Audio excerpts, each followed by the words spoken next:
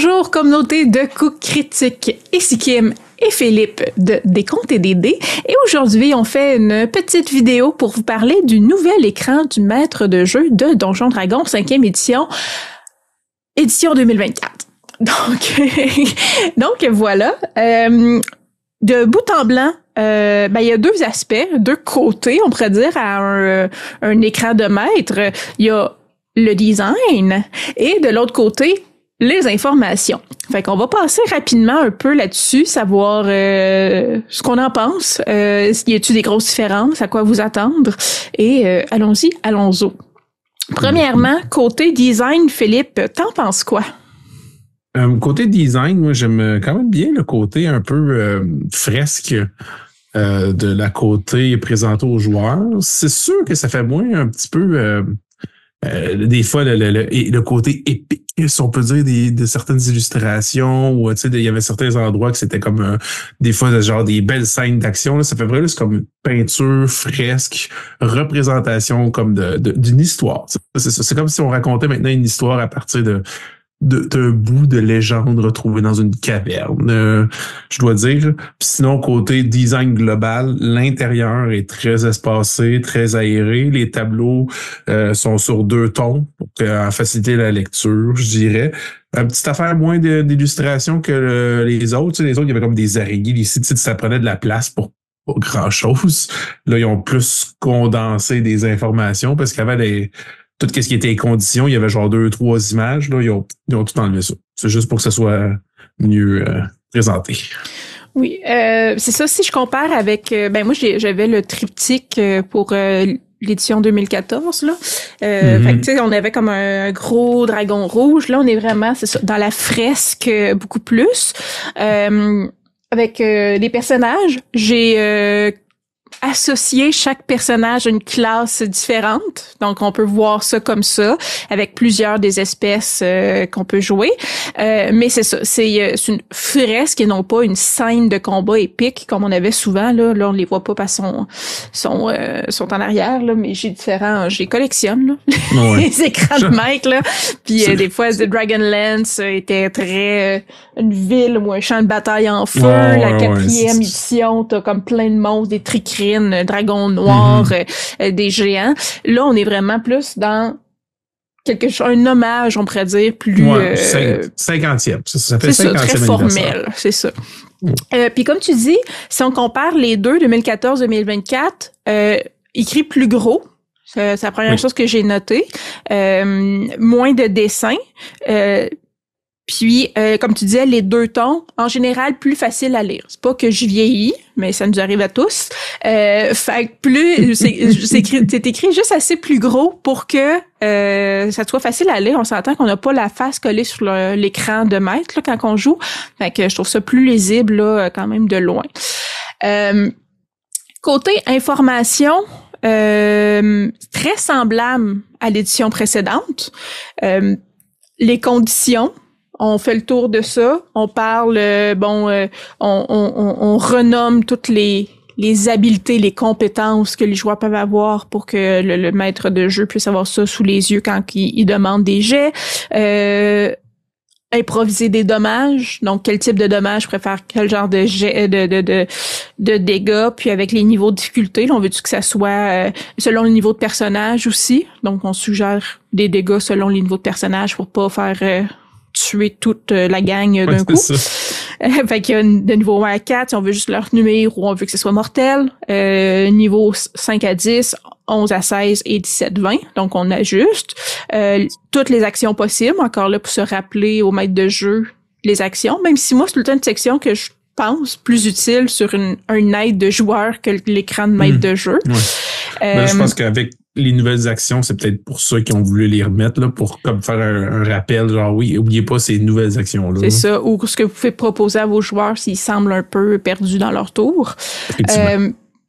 Sinon, il a encore, tu sais, ce que ça coûte pour se nourrir, boire, aller dans une taverne, mais il y a beaucoup moins d'informations sur le coût des objets qu'il y avait dans celui de 2014, qui, en tout cas, moi, j'utilisais jamais ça. Là. Moi aussi. Moi, déjà que je trouve qu'ils ont regardé Food, Drink and Lodging, j'étais comme genre, pourquoi? C'est souvent, c'est rare que tu as besoin de cette information-là sur le pouce. Là. C'est comme, au pire, tu te gardes une petite note à gauche ou à droite, mais au moins, je suis content que justement, comme tu dis, là, ils en ont enlevé. Là. C'est ça. Mais tu sais, ça, celui-là aussi, je l'aurais peut-être enlevé. Ouais. Sinon, on avait, des sources de lumière, les différentes sources, ça éclaire de combien, à quelle distance, c'est les effets que ça fait être dans l'obscurité ou dans la noirceur totale, la vitesse de déplacement, on pourrait dire, là, quand on explore, là, dire, OK, mettons qu'on marche toute la journée ou tout ça, les types de terrain, à quelle vitesse on peut dans l'exploration, type de terrain, à quel point on peut se déplacer vite ou non. Donc, ça rejoint l'autre tableau précédent. Les covers, je cherche le mot en français, là, quand on s'abrite derrière. La couverture, merci, les protections. Ouais. Moi, je pense qu'il avait pas dans l'autre. Ce que j'aime, c'est la distance où ce que tu peux être audible. Donc, si tu essaies de parler secrètement à quelqu'un, à quelle distance est-ce que, tu sais, le plus proche que quelqu'un peut t'entendre, 2x6, 2d6, pardon, x 5 pieds. Si tu parles d'une voix normale, si t'es vraiment bruyant. Donc, tout ça, j'aime, ou à quel point ça peut être, c'est ça peut être le bruit porte, en fait, là. Donc, ça, j'aimais ça, comme, des fois, on essaie de est-ce qu'il a entendu, j'ai échappé de quoi, ben là ça donne une idée au maître de jeu aussi à quelle distance est-ce que les ennemis peuvent l'avoir entendu. Mais comme j'ai dit, c'est très semblable. Est-ce que tu aurais pris des choses différentes, Philippe? Ben, tu sais, justement, le petit section à droite, ça vient, ils ont comme pour la température, la visibilité, l'audio, ils ont comme pris ils avaient sorti des écrans du maître spécial voyage puis spécial donjon. Ils ont comme pris ces encadrés-là. Tu sais, puis ils avaient splitté ça en deux. Puis là, ils ont comme pris un peu ces deux petits morceaux-là là-dessus. Moi, ce que je pense que beaucoup de maîtres de jeu, des fois, ont besoin, c'est peut-être une petite accroche, un petit tableau, non PNJ. Moi, j'aurais peut-être fait ça. Là. On avait ça dans le Xanator, là, genre PNJ sur le pouce. Tu sais, que tu brassais 2D puis ça te faisait une petite affaire. J'aurais peut-être mis un petit tableau de même. Sinon, côté rappel de règles, tu sais, c'est comme. Tu sais, souvent on se dit, hey, c'est quoi le challenge rating, le ci, ça, mais c'est rare que tu en as besoin on the spot au milieu de la game. Fait que ça, c'est plus dans ta préparation. Fait que globalement, c'est quand même l'essentiel. Puis tu sais, en même temps, vu que oui, il y a moins d'espace, tu peux mettre quelques petits post-it, mais il y a encore, je vois 2-3 spots là qu'on pourrait mettre une petite note personnelle, un post-it format standard ou même des petits collants que tu pourrais te faire toi-même s'il y a quelque chose que tu penses qui est une mécanique qui est spéciale pour ta campagne. Tu sais, c'est toujours des choses importantes.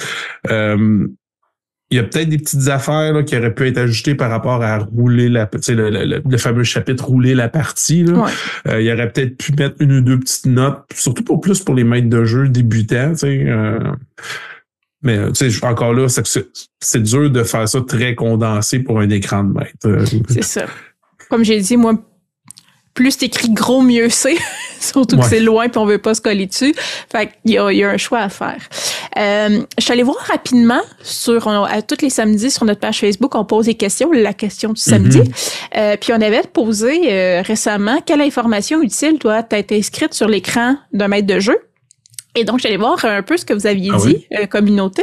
Ce qui revient, une feuille de personnage du jeu auquel on joue pour justement avoir une idée des joueurs, qu'est-ce qu'ils ont sous les yeux. Donc, je pense qu'on y revient un peu avec l'élaboration des habiletés, des compétences.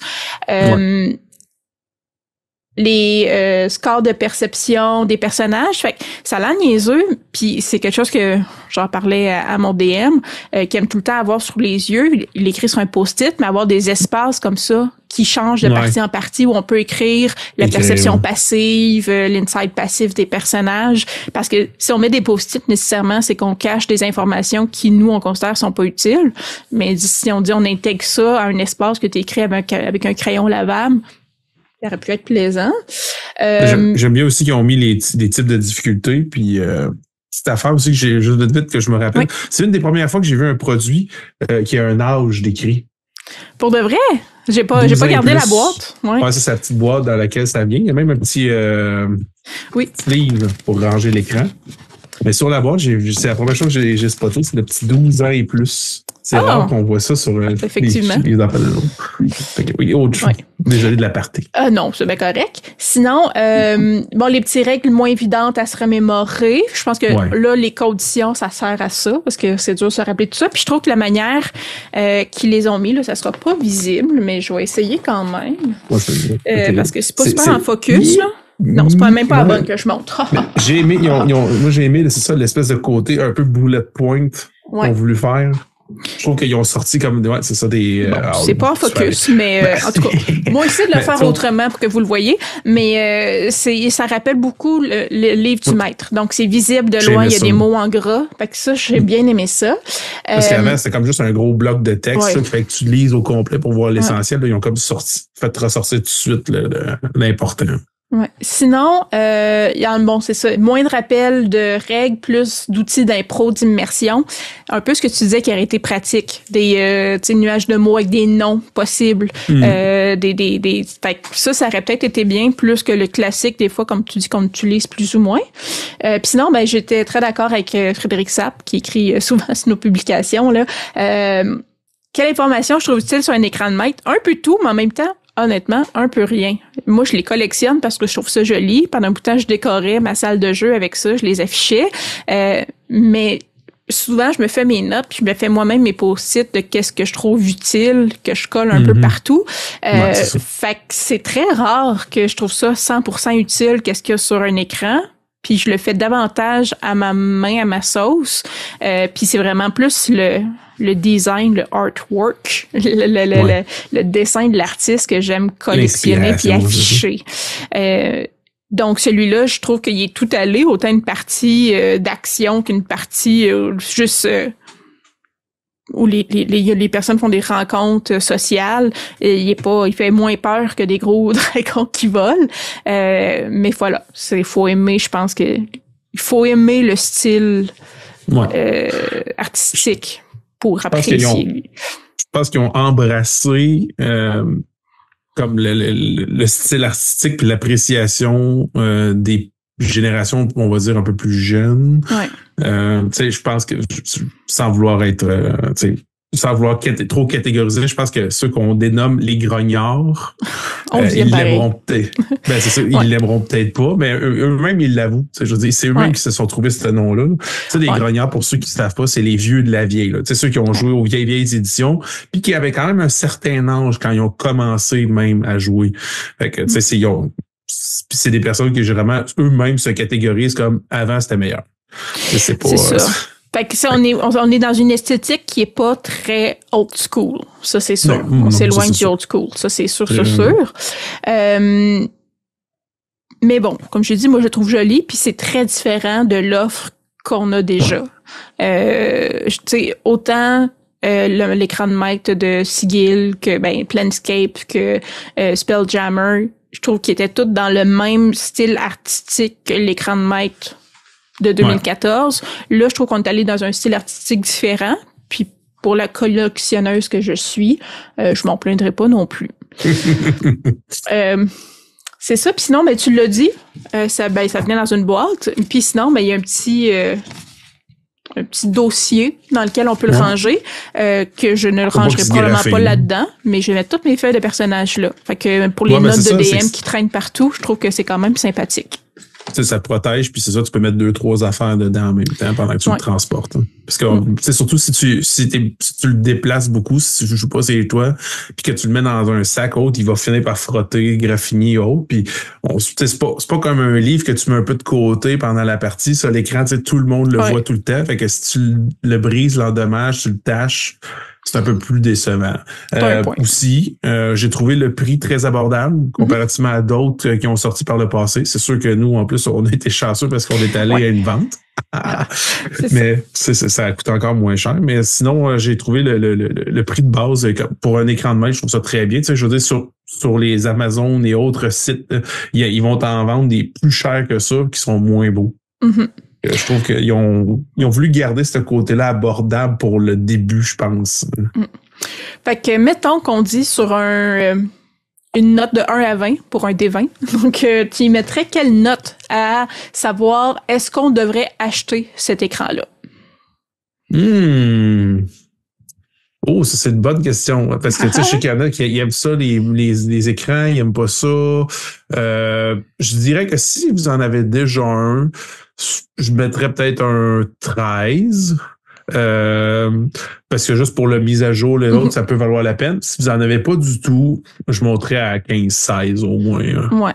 Si vous avez, mettons, nouveau maître de jeu, vous avez aucun écran, ouais, je dirais peut-être même, je suis plus généreuse que toi, peut-être un 16-17, parce que je pense tout le temps utile d'en avoir un écran, puis lui, il y a vraiment les informations de base. Si vous en avez déjà, n'importe quelle édition, en fait, là, la majorité des maîtres de jeu avec qui je joue, ils veulent juste un écran, puis on prend celui qui nous tente la journée venue. Là, on regarde même pas les informations qu'il y a dessus. Ça dépend vraiment de aimez-vous ce style visuel-là? Si oui, 20$, ça vaut la peine. Fait que achetez-le. Sinon, c'est comme rouler un